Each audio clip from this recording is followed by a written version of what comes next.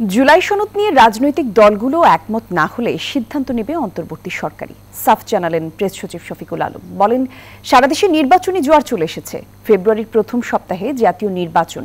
এদিকে গণভোট নিয়ে জামায়াতের দাবিকে জবরদস্তিমূলক আচরণ বলছে একাধিক রাজনীতিক। তবে জামায়াতের দাবি, নির্বাচনের আগে গণভোট না হলে জুলাই সনদ অনিশ্চিত হয়ে যাবে। ঢাকায় নির্বাচনী ইশতেহার নিয়ে আলোচনা সভায় এসব বক্তব্য উঠে আসে। আগামী নির্বাচনে রাজনৈতিক দলগুলোর ইশতেহার কেমন হবে, সেখানে জনগণের অংশগ্রহণ কতটুকু হবে তা নিয়ে জনতার ইশতেহার সেমিনারের আয়োজন করে ট্রেস নামে একটি সংগঠন। শনিবার রাজধানীর একটি হোটেলে আয়োজিত সেমিনারে অংশ নেন রাজনীতিক, গবেষক এবং সরকারের প্রতিনিধিরা। আলোচনায় গুরুত্ব পায় জুলাই সনদ ও গণভোট প্রসঙ্গ। এই ইস্যুতে পাল্টাপাল্টি মতামত উঠে আসে রাজনীতিকদের বক্তব্যে।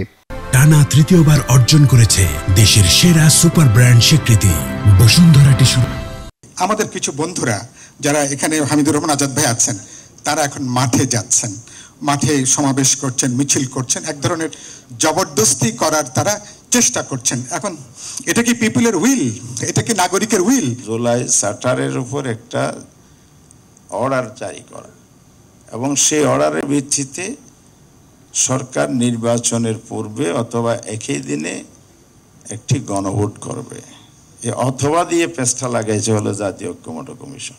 অনুষ্ঠানে প্রেস সচিব শফিকুল আলম বলেন, ফেব্রুয়ারির জাতীয় নির্বাচন নিয়ে কোনো অনিশ্চয়তা নেই।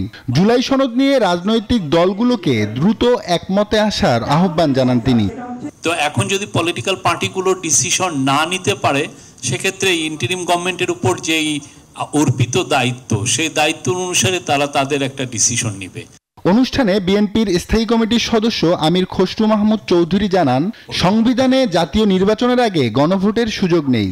তার অভিযোগ, ঐক্যমত কমিশনে মীমাংসা হওয়া ইস্যুর বাইরে গিয়ে নিজেদের সিদ্ধান্ত চাপিয়ে দিতে রাজপথে নেমেছে কয়েকটি দল। এই সংবিধানে গণভোটের কিছু নাই।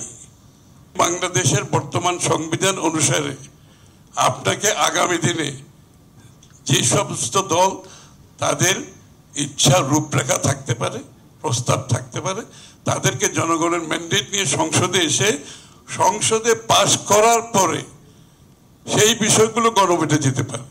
ক্ষমতায় গেলে জুলাই সনদে সব দলের ঐক্যমত হওয়া ইস্যুগুলো বাস্তবায়নের আশ্বাস দেন বিএনপির এই নেতা।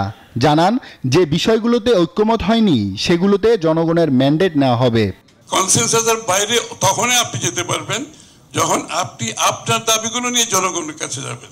আব্দুল্লাহ মামুন, নিউজ 24, ঢাকা।